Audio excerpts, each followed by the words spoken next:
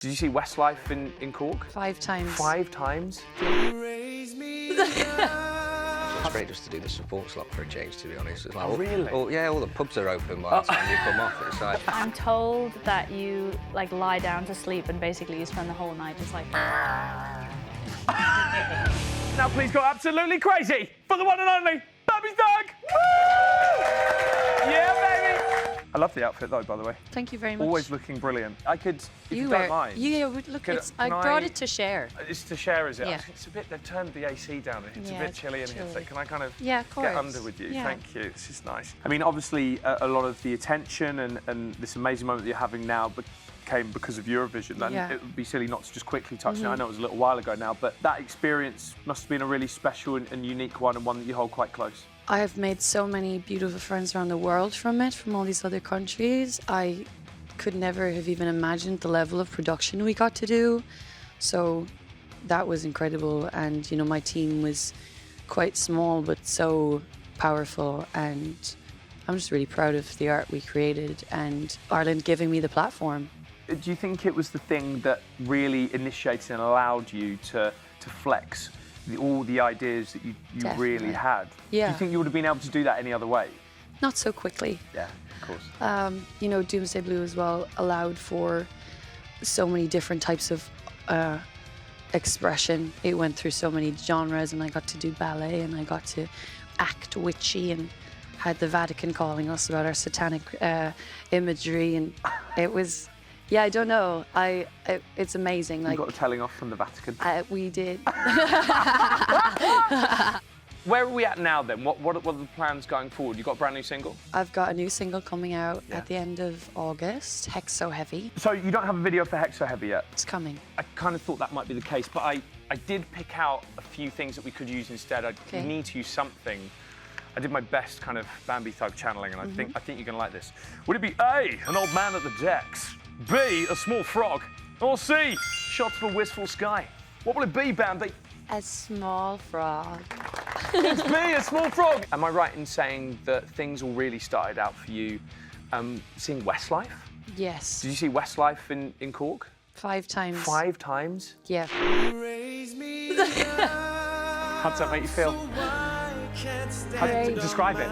Euphoric, nostalgic. Yeah, yeah. It makes me feel like I'm in the middle of Cork City Hall with you, side by side, viewing white suits. White suits. I feel like I'm sitting on a chair backwards. Yeah. Could you name them all?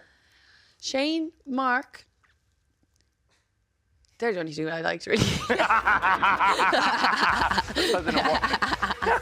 Westlife is kind of one side of it, and then making music on a bin is another side of it, right? Yes.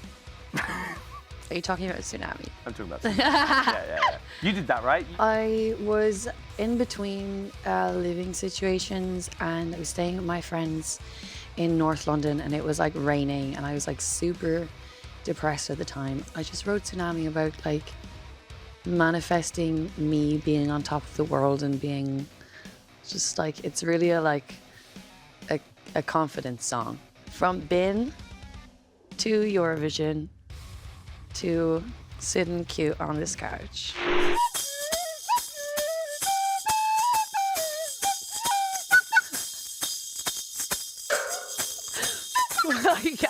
Ladies and gentlemen, please make some noise for the one and only Bambie Thug, ladies and gents. Woo! Please now go absolutely berserk for the one and only Jake Bugg, everybody. He's on. Come on. You're a man who lives and breathes the live environment. Where have things taken you over the summer so far? Just UK or wider? I played a few shows played one in Paris and Berlin, but also went to China as well for a few days which was amazing. How does that differ from maybe like a gig in the UK or anywhere else in Europe, perhaps? It can be a bit strange because they're very respectful as well. So it's not like where you're playing to a crowd at your UK festival and someone's throwing a pint in appreciation at you. It's like, which happened the other day. He nearly got me good as well. Soapy guitar. Talk to us about some of the kind of ideas behind this record. What were you thinking? I felt like with this record, to me, it feels like a natural progression of the first 2 albums, I think, and And I thought it was probably best to play to my strengths this time around. For the last couple of records, there's been a lot of experimentation involved in that process. So I think this time around, it's like, just stick to what I'm good at. And also I think just like the lyrics, like a bit more of the social commentary stuff as well, which I think fans relate a bit more to my music. It's a loud place out there, music. And it's a difficult place to cut through sometimes, even if you've been in the game for maybe a little while like you have. There's such an appetite for new music all the time that when you're not the new guy around anymore, it becomes a bit more about survival as opposed to that upward trajectory. But you've always enjoyed your music making, right? Yeah. Would you ever say there's been a point where you kind of thought, this feels really difficult, I'm not enjoying it in the same way? Or have you always... Well, I think it's that thing as well, like when you're in the creative process, everything you're coming up with, you can sometimes get carried away and think it's the best thing you've ever done. It's not until if it's been out into the world and then on hindsight, you can actually, yeah, maybe I could have done a bit better there for sure. And it's about learning, and for me, it's about trying to be the best musician and writer I can be. And the tour with Liam Gallagher and John Squire, how was it? I grew up listening to those guys, so to see John playing on stage every single night, and I think Liam's seen better than ever, to be honest, as well. So for me, it was just, it was great. And also, it's great just to do the support slot for a change, to be honest. It's like, really? All the pubs are open by the time you come off. It's like, sometimes when you're doing a longer set, it's nothing to do afterwards. You're just like, just with adrenaline. Yeah. And can't sleep. So yeah, no, it was great to do that for a change. You got your own tour coming up, though? Yeah, got our own tour coming up. I think that's in November. We've got a few shows in Europe as well, which is, I love playing over there, it's great.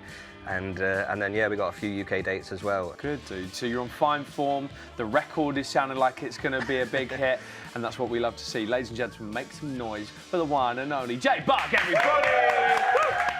Oh my God, look who it is! It's Orla Gartland! Round of applause! We're here to talk about you and your brand new album. Yes. Everybody Needs a Hero. You must be feeling really good about it. Oh my God, it's popping. Yeah, I'm delighted. It's like so hard to have perspective on your own music. So I don't know, but I think it's really good. I heard that your tour sold out in under a minute. I'm just so gassed. And have you thought about how you're going to travel, what mode of transport yet? Yeah, so that bit's going to be quite punk. We're going to travel in what's called a bandwagon. Have you heard about what that is? No, tell us about the bandwagon. The sell of a bandwagon is that there's no suspension. So anyone can drive it. You don't need a special driver, which is why it's associated with more punk operations, because basically your drummer can drive it. Yeah, of course, you can rotate. But it does, I'm told that you lie down to sleep and basically you spend the whole night just Because there's no suspension at all. Yeah, there's no suspension at all. So you're just in midair for most of the night.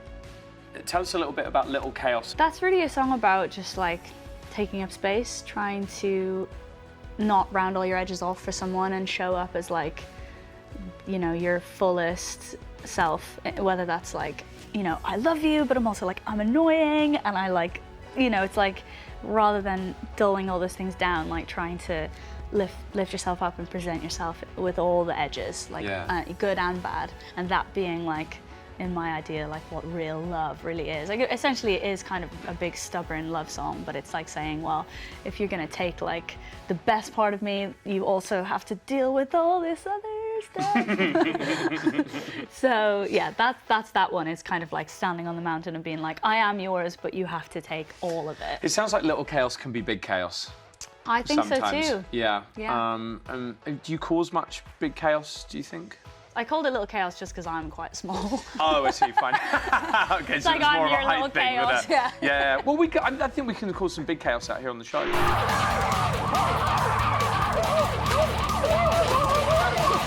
So, you've got this new song with Declan McKenna, Late to the Party. You've known Declan for a while, surely. I've known Declan for a while. We played shows together years ago. I supported him years and years ago. I think he is just the real deal.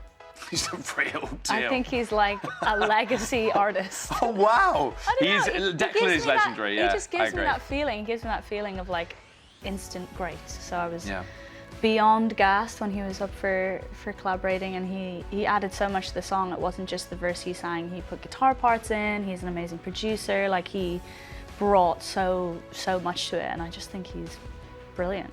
We have spoken about the tour already, which is really exciting.